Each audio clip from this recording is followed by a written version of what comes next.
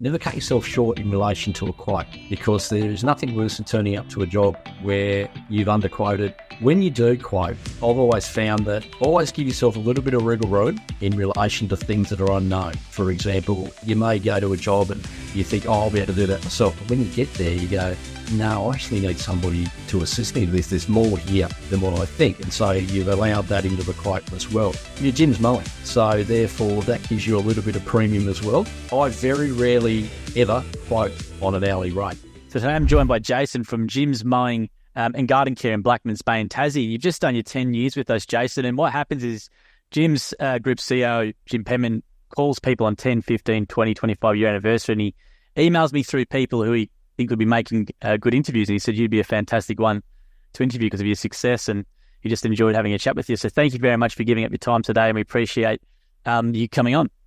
No problems at all. Happy to do it. So Jason, what were you doing prior to Jim's Mowing back in the day? My background was I was in a fairly senior position in a federal government agency for 27 years. And there came a time where I were able to have a redundancies and what have you. So I did that and I took 6 months off and I thought, what do I love doing? What's going to make me happy? And so my wife and I, we're keen gardeners anyway. So we decided and had a look around. Then I thought about Jim's Mowing. What I did is I did a bit of due diligence. So I actually, and I said this to Jim the other day, I went and did a day in the field with VIP and I was almost going to sign up with them. And then I did a day in the field with Jim's and I was, and how I mentioned it to Jim was, it was like Coke and Pepsi, with Coke being Jim's and Pepsi being VIP. It was so obvious the difference. One was the bigger brand. And the thing that got me over the line was the professionalism of the Jim's person I went out with, and also the fact we were driving, we were in between jobs, and he got 4 leads come through. And I thought, yeah, okay, this is good. And compared to the other place that I went to, it was like chalk and cheese. It was day and night. So it was quite clear. And I looked at the Jim's model, because I've got a financial background with what I did before. It's such a good model, and that's what really drew me to it. So signed up, and to be honest with you, I've been doing this 10 years. I wish I'd been doing this 20, 30 years because it's been such a great thing for me and my family. So yeah, it's been nothing but a positive experience for me. And with, how did you go transitioning then? Obviously, you took a time off from the other job, but how did you go with the actual physical transition? Because it can be, going from that sort of environment into this can be quite a bit of a shock. So how did you go with that? Look, it is. Yes, so coming from an office background, it was a little bit of a shock to the system at first, but over time, your body just builds up and gets immune to it and gets used to it, and all the muscles that you hadn't used in quite some time, now it's quite fine. But one of the things I do say to people that actually ask me about it is it is extremely hard work, but because it's yours, that's okay. And I do say to them too, it's a marathon, it's not a sprint. So you do need to look after yourself and take some of those days off when you can have them. If there's a rain day, that's fantastic because it just allows you to regenerate the body a little bit as well. I had a look at your star rating. You got a perfect star rating. I presume you haven't taken leads for a while because you've been around for so many years, and your star ratings, I think you got 65 perfect 5-star ratings, and that generally tells me that you've turned off leads for a very long time and you've got your existing business. So how big's your current business currently with your regular customers? Okay, so at the start of the year, I had about 122 regular customers. If I'd kept all my regular customers over the 10 years, I would have had 400 or 500. But as we know, it turns over. People move. Unfortunately, customers pass away, and other factors which sometimes people can't afford. All those types of things. But I've got at the current at the moment, I've got about 110. And then what I'll probably do is I like to have about 100, between 110 and 120. That seems to do me in relation to your day-to-day work. I'd also look after several body corporates. There's 7 real estate companies on their gardener, and they employ me as well. So that's how it's the cream, if you know what I mean. Those the real estate ones, and anything that I think is, and how I look at your regulars, that's your income. Anything above that, that's what you know your income is going to be. Anything above that is where you really generate your income. So it's the one-off jobs, it's the cleanups, those types of things. And with sourcing those sort of jobs, has that always been by the referrals for you, as you haven't had taken leads for a while, or how did you go and get those jobs? Yeah, so with those, I get referrals from our regular customers, but also because with the real estate companies and so forth, they just keep providing me work because I'm reliable. I charge a decent price, but it's not over the top, and they know that they can rely on me, and a good job's done. They get great feedback from the tenants and the owners, and so it just continues to build and build and build and build and build. And so I did a bit of an analysis the other day, and it's about 50-50 the real estate jobs compared to the regular jobs that generate more income. And with your business, is it just you in the business, or do you have a sort of work with you or anything? Or yeah, so it's been a great thing for me because when we first started, it was my wife and I. We started the business together, and she had the same background that I did, and so we started it together, and it was a really great opportunity for us to build something together, which was really, really nice. And she was a great asset because all the customers, loved her, and she was great, especially with the older customers and so forth. And the other great thing now is my son's been working with me. He's 22 now, so he's been working with me for 5 years now. And so that's generated a career pathway for him as well. And it's the same thing. All the customers love him. It's really great because it's now enabled me, on some days we average anywhere between 15 to 20 jobs a day. So all the morning I give him his schedule. I've got mine. He goes and does his jobs. I do mine. And so that way you're generating a large income, but he's paying for himself by doing those jobs, but also helps me, especially with the larger trimming jobs, cleanup jobs, landscaping jobs, those types of things. And so he's I've probably got about 5 years. I'm 54 now, so I've probably got about 5 years left where I'll probably go part-time, but he's then gonna be able to take over an absolutely thriving business, one that he knows inside out, and he's good to go. So such a good head start. It's such a good head start, and the children or young people have said, you got to go to uni, and that's sort of the only pathway when you have these small business options like Jim's Mowing franchise or other franchises, which I know of. We have a lot of families similar to yourself where the wife and the son are involved. Actually, there's one here called John Wilds, and his wife's involved in his son. It's exactly the same thing as what you guys do, and it's such a well-known. It's like it's a well-kept secret that it's such a because you learn so many things obviously from such a young age going into work. Watching you operate day to day, learning about financial management, customer service, all these really, really important things at such a young age, as opposed to maybe spending 4 or 5 years doing something at uni or maybe something they're not interested in. Yeah, and it's funny, because I hear him say to customers the things that I've taught him.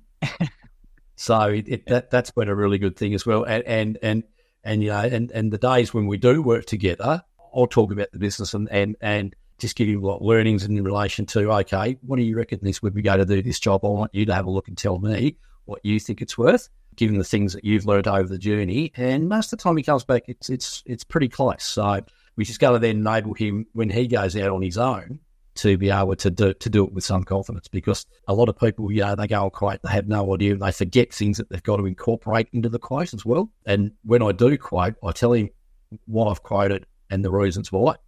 So, and also how to drive that information across to the customer as well. Let's talk about that, actually. That's a really good point you touched on. It's about quoting. I do these interviews a lot with different franchisees, and I always ask them about advice around quoting, because it seems to be something that it's experience sort of is the best teacher. But from your experience, what have you learnt over the years from a quoting perspective, and maybe some advice for maybe people just starting out, or maybe some other franchisees who've been well established? Never cut yourself short in relation to a quote, because there's nothing worse than turning up to a job where you've underquoted, things come up that you had a look around the property, for example, and then you didn't realise that was there. So when you do quote, I've always found that always give yourself a little bit of wriggle room in relation to things that are unknown. For example, you may go to a job and you think, I'll be able to do that myself. But when you get there, you go, no, I actually need somebody to assist me with this. There's more here than what I think. And so you've allowed that into the quote as well. Always, your Jim's Mowing. So therefore, that gives you a little bit of premium as well. I very rarely ever quote on an hourly rate. There's not enough hours in the day to quote on an hourly rate. It's not like we're a builder or or apply those where they're at jobs 4 days on end, we are, as I said before, can do 15 to 20 a day. So if you did that way, that's 15 to 20 hours. That's just not feasible. So what I tend to do is, just for a mowing job example, I look at the jobs that I've previously done and quote them. If it's 110 for a mow, then that's not to do. It might only take us 15 minutes, but that's what I think it's worth, and that's what my experience has told me it's worth, and that's what I'm going to charge. Because there's a lot of people that try and do it, and what I call the private gardeners, is that they think that if I come in lower, then I'll get a job. It's never been my experience that that's actually worked that way.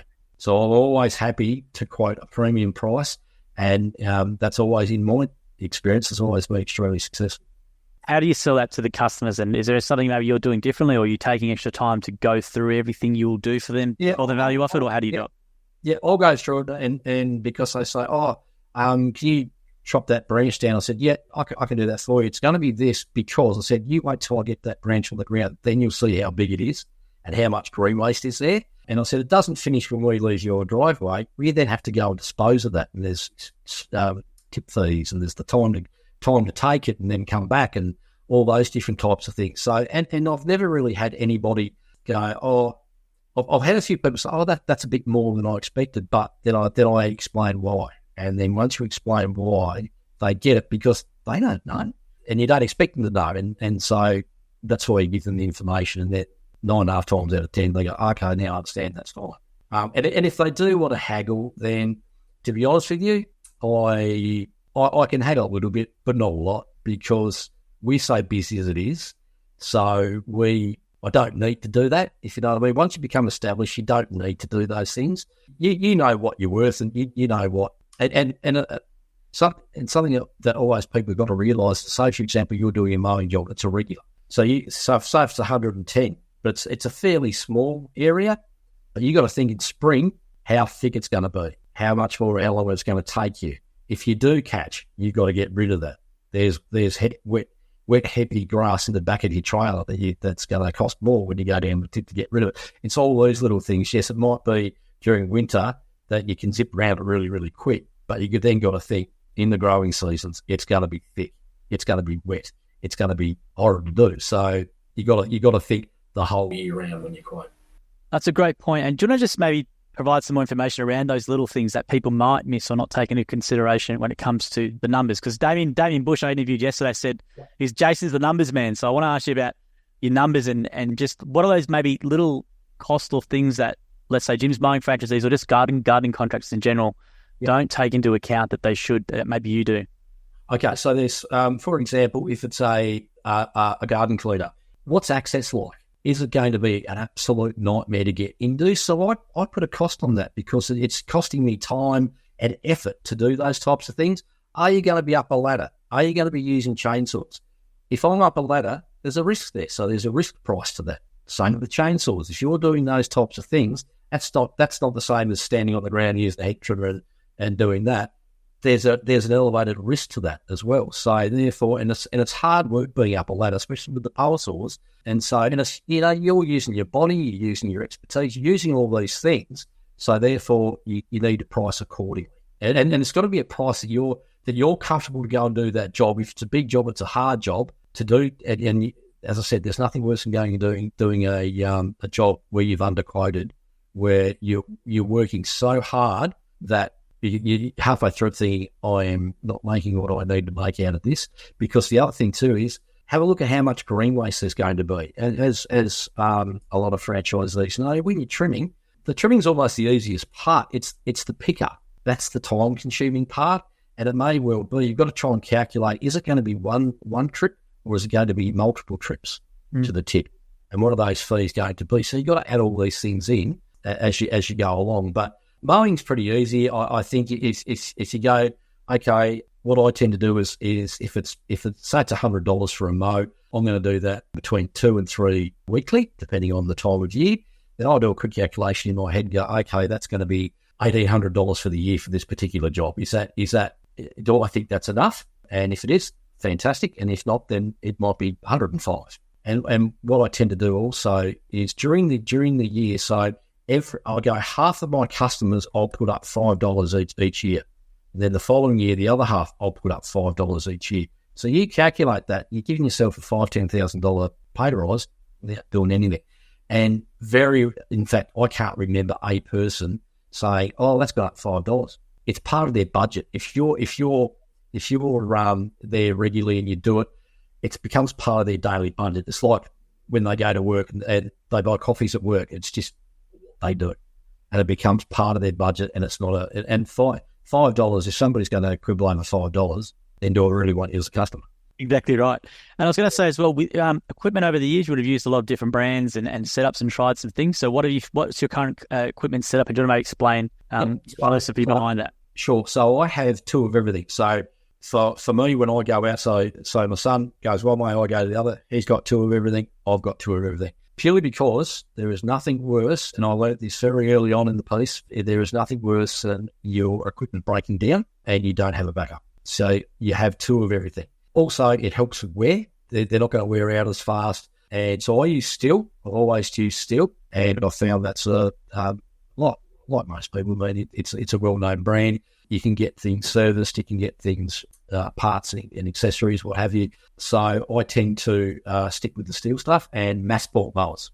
I tried very early on a self-propelled, and I found that unless it's a bowling green, they don't do much at all, purely because when it comes to the thick stuff, a lot of them don't get through it. And this was a Honda, I think it was. And Honda HRU, yeah. Yeah. So and the cat and then the filter was small, the catcher was small, and it just didn't do the work. So now I've got two mass ports, three mass ports, and I've got about five.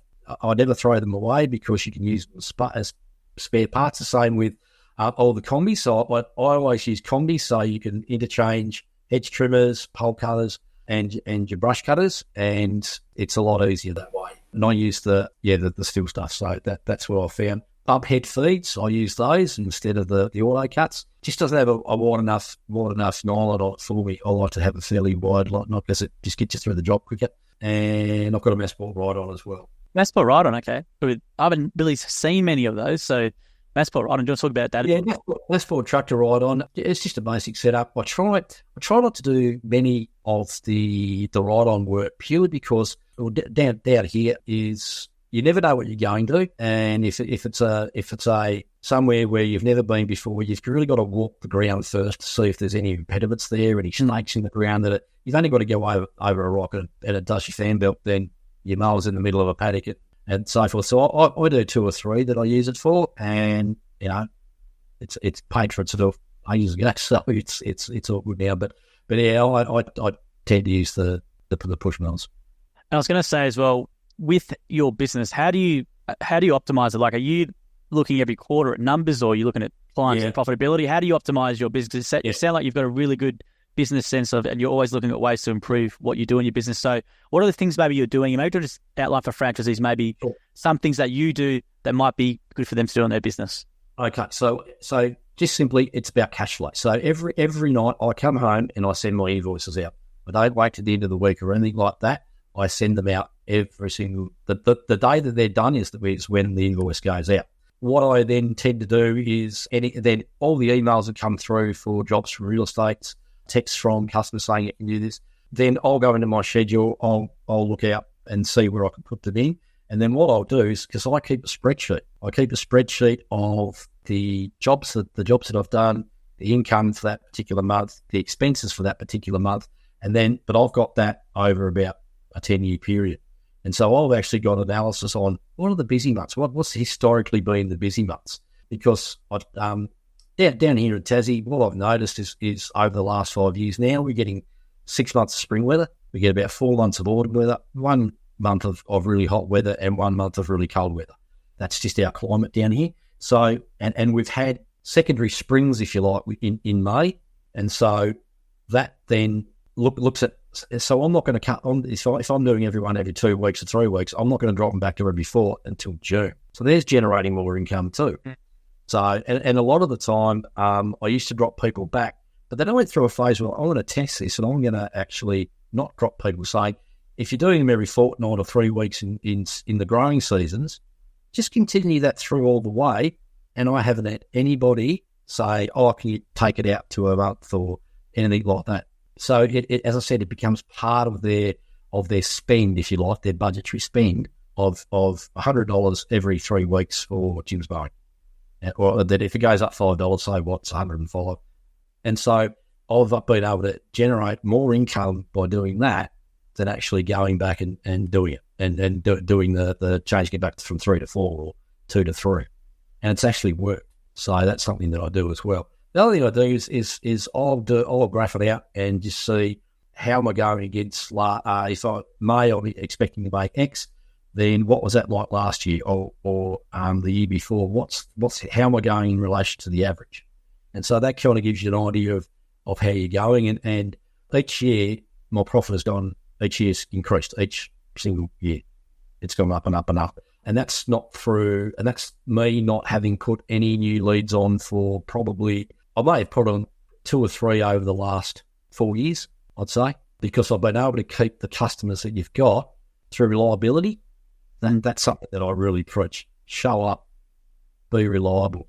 I don't know how many jobs that I've gotten from people ringing me and asking me and saying, oh, I had a guy, but they just stopped coming and they don't turn up. And I say, well, I can't believe that because I know they're not as busy as I am. This is your private people. I know they're not as busy as I am, but I can still ring you and show up and communicate with you and say, okay, because of weather, I'll have to put you back to tomorrow. It's a communication thing, but if you show up, you're consistent, then you'll keep your regulars and the people that you do well for, they'll remember that you showed up, did a good job, and they'll get you again in a year's time. So it's that work ethic kind of self-perpetuates itself. And it just continues on. And over time, I started with 55. I think the whole script was 130 and something. So it just continues.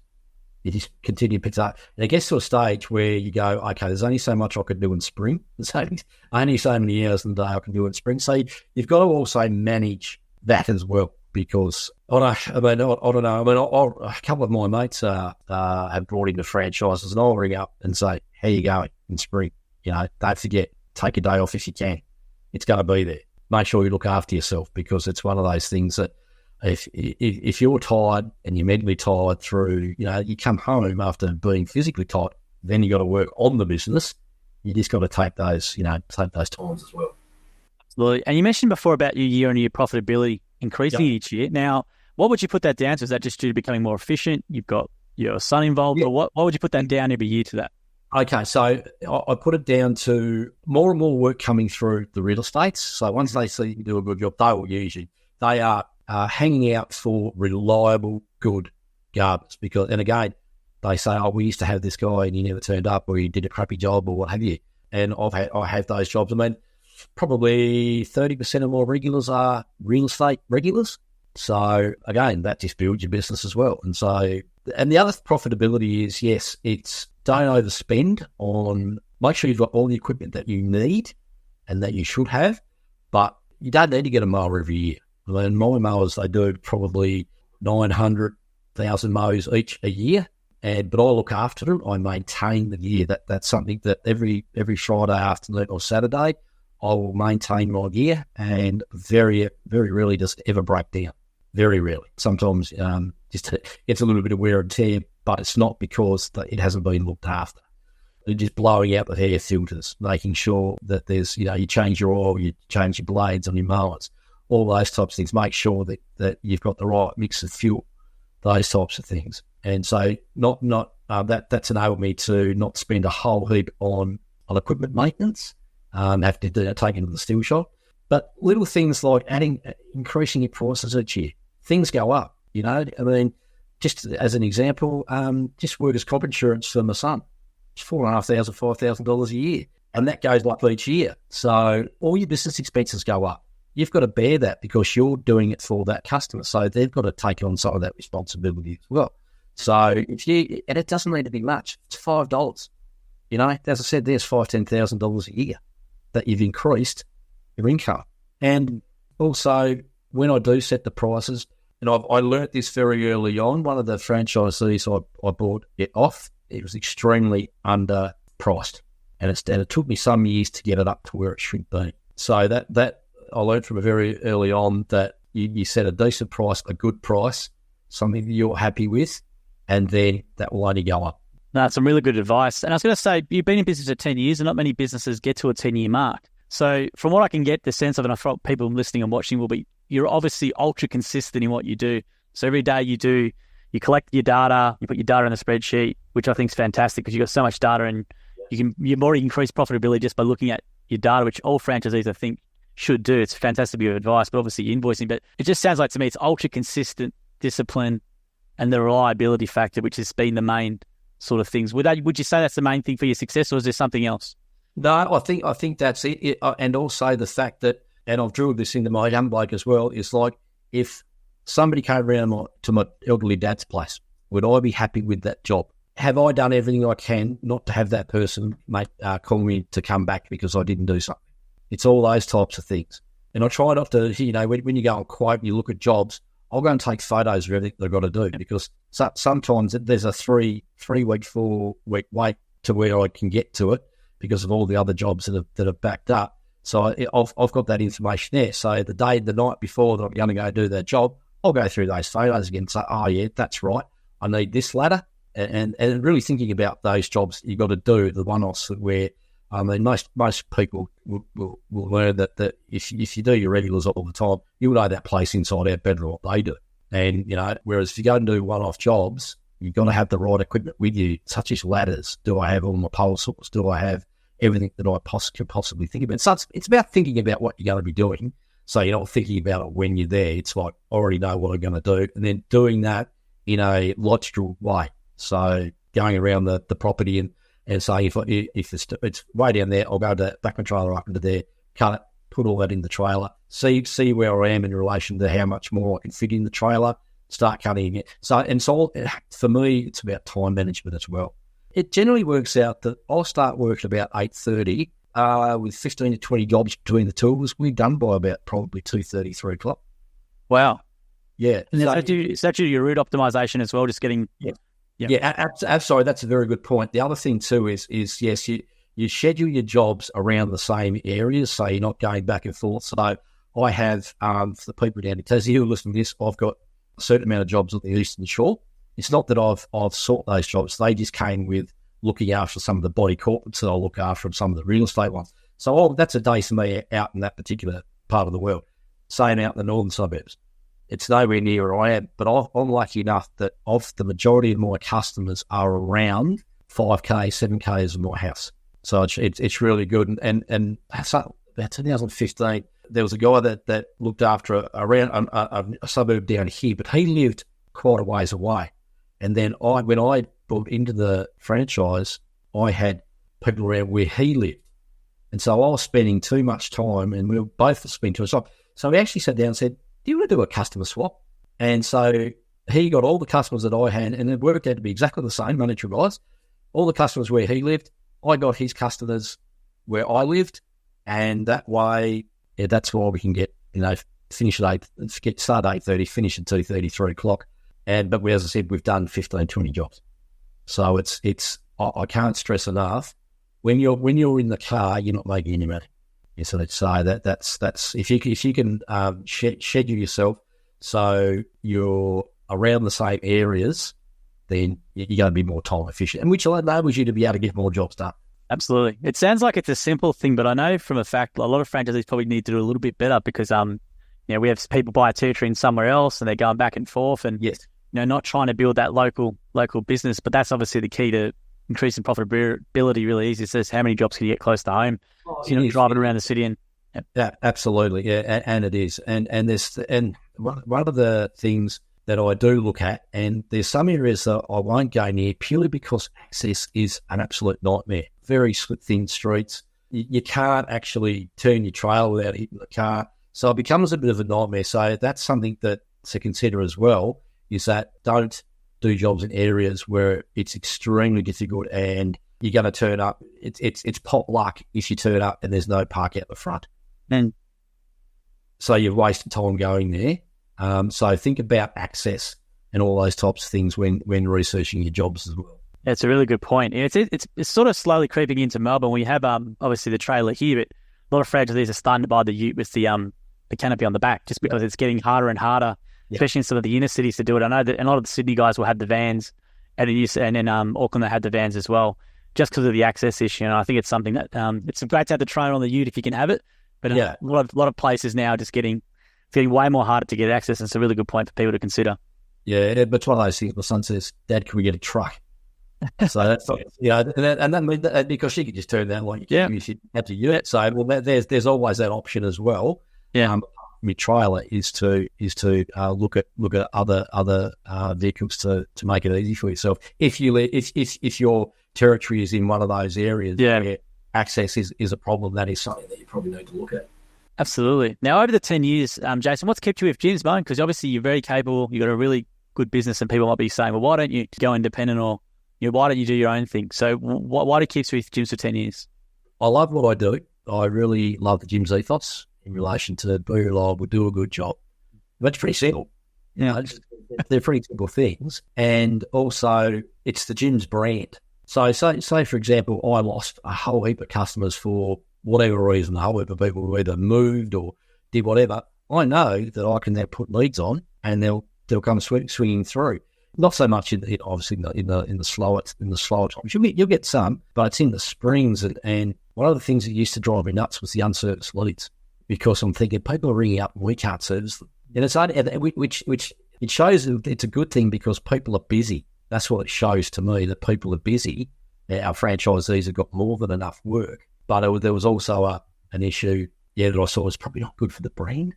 But I noticed a lot of those with some of the newer franchisees coming on now. I've noticed a bit of that's dropped now, which is good. The balancing act, unfortunately. Yeah, we got to market for work, but then obviously there's too much you got to back it off, and it's always a balancing act. And especially in spring, it's just spring's nuts, and that's where it's manic, or what I call manic, is that it takes you twice as long to do it would normally do. Say April, May, June, because it's thick, it's wet, and it just takes you twice as long. So you got to be working harder. And that's why that comes back to me about pricing. Think about those times when you've got to do twice as much work for that you're doing in June. So that's why you're paying the extra money for those particular times. And as I said, the spring weather down here is probably the longest month and type of environment that we have. It's a beautiful place for people to make a sea change as well, if they want to get out of Melbourne or get out of other places in Australia. Down to Tassie, you've got some beautiful gardens, and you've got the longest spring season, so plenty of work. And I was going to say, Jason, you mentioned the word brand before, which I think is a good one, because brand can be a very wishy-washy. People go, brand, what does that actually mean? So what to you does brand mean? Does it just mean, when you rock up to a job, you don't have to establish trust as much, or as it allows you to charge higher? What does brand mean to you, or the Jim's Mowing brand? Yeah, a little bit of that. What it means is that I can say there's a framework behind what we do.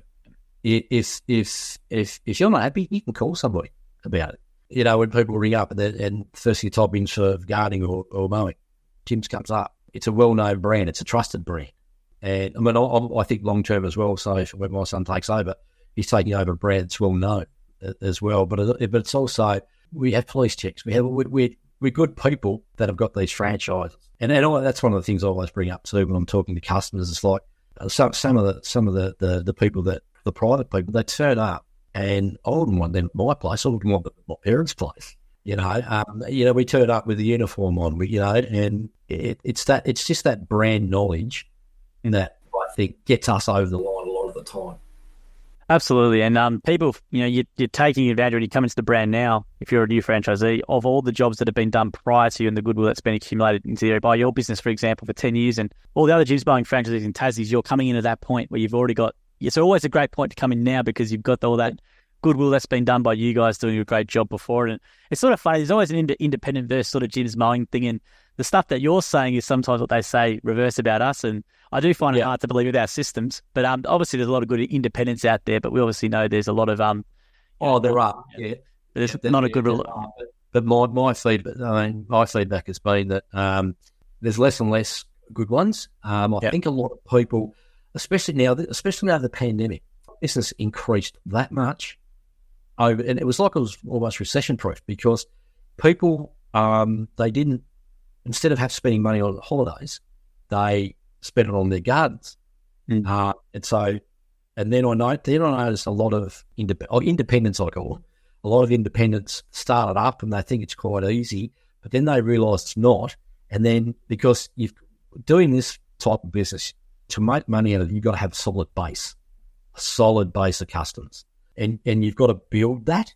So whereas independents, I guess, start with zero and it takes them, and they realise it's bloody hard work because they think charging cheap is better, that they drop off. There's that many now that I used to see that aren't around anymore. But you see the new ones come around and all the rest of it, but it's like the thing that the equipment they turn up, even, with trailers, things like that. And I could see how just simple things like packing a trailer. There's bloody stuff hanging out the side. It just looks terrible. It looks like you don't know what you're doing. Whereas with the gym stuff, and that's another thing I tell people is if you know how to cut up and to pack a trailer properly, you'll get twice as much in there than what you will if you don't know how to do it properly. So that's another cost saving thing. Green waste for sure. Yep.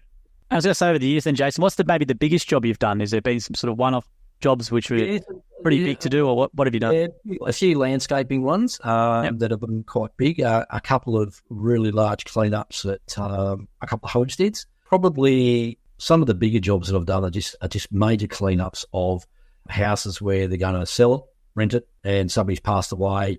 It hasn't been touched in ages, so I've done a lot of those as well. I mean, some of the $3,000-$4,000 cleanups. Oh wow! Yeah, and the others have been some of the landscape ones have been quite large as well. So they've just come through the real estate ones because I don't tend to open up for the landscaping ones through my normal leads purely because I don't have the day 2, 3, 4 days to be able to put that aside to not get through my regulars. And that was previous to my son coming on board, but now I can take on some of those bigger jobs because he's still looking after the regulars while I'm doing that other work. Yeah, so there has been the opportunity to do some quite large jobs, both through real estate companies, but also through customers ringing up and asking for it as well. And how did the landscaping stack up from a profitability standpoint, let's say, from what you charge for that job compared to maybe other jobs in terms of the business? Is it a more profitable venture? Is it about the same, or how did you find it? Oh, it is, but you've got to know what I tend to do is I don't do anything that I know that I can't do well.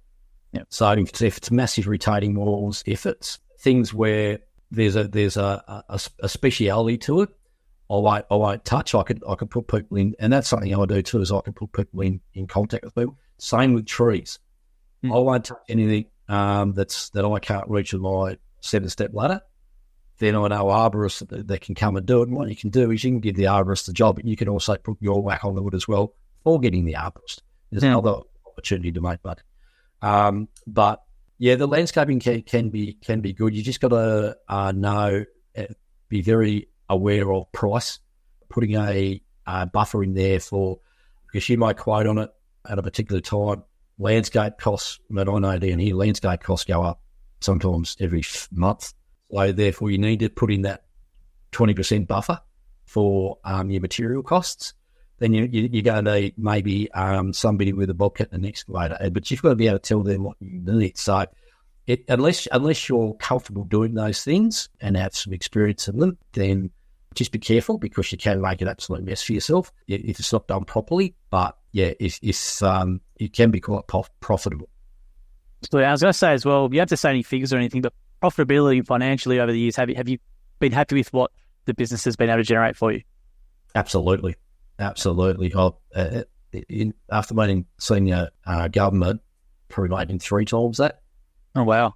Yeah, there you go. But that's what we should have done at 20. Yeah, it's a lot of money in the people time. The bodies would have been a bit younger, but that's something that too. I think I touched on it before about look after your body. Make sure I'll go and have a body massage every month just to get me through to the next month. And get enough sleep, those types of things, and do look after yourself because as you get older, things start to wear out a bit, and you find aches and pains that you never had before. Yeah, even working on not level ground, you'll notice that at the end of the day. And if you're starting to like landscaping, you're doing things that you're not normally doing, so therefore you can be a bit sore that way too. But that's another thing to consider too when you're pricing. So I was going to say, you got brush like a big bloody slope. Yeah, then that's gonna take some take some effort, and it's gonna hurt your body. So put a little bit of extra on for that convenience as well. No, that's a great point. And I was going to say as well, we have a lot of new franchisees or people researching gyms listen to these podcasts, and then what would you sort of say to them maybe about maybe some things they're going to be aware of before coming into the business, or what would you sort of advise them? Okay, if it's going to succeed, it's up to you, pretty much. That's something that I took out of the training. When you go to the training or when they listen to the people that are talking, I took so much out of the training that I did, and that continued on in my mindset going forward. So it's going to be hard work. There are going to be times where, and it's not 24/7 thinking, but you got to think about your business all the time and how it's going. What can I do to generate income? Realise, depending on if you're buying one of the green shorts ones where you're starting with zero, it is going to take a little bit of time. But you'll be surprised how quickly, because of the gyms brand, how quickly your customer base builds up. Stick to the mantra of do a good job, be reliable, do those things, and you'll succeed. There's no doubt about that. And don't underprice yourself. That's the key takeaway. Don't underprice yourself. You don't have to try and beat the other person, because if they're happy to do it for $30, and I always say this to people, you're more than welcome to use them. Don't know what job you're going to get, but you're more than welcome to use them. So back yourself in is my the biggest thing that I took away from everything is back. If you back yourself in and back your mindset of hard work and doing a good job, you won't fail.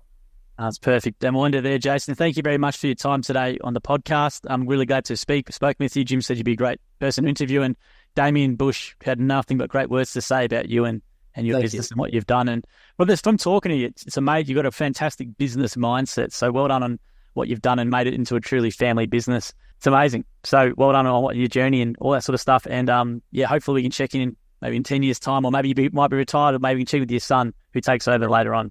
But no, we appreciate your time today on the podcast. I know a lot of the franchisees and other people looking at gyms will appreciate your knowledge as well. So thank you very much. Thank you, Joel. Appreciate it, mate.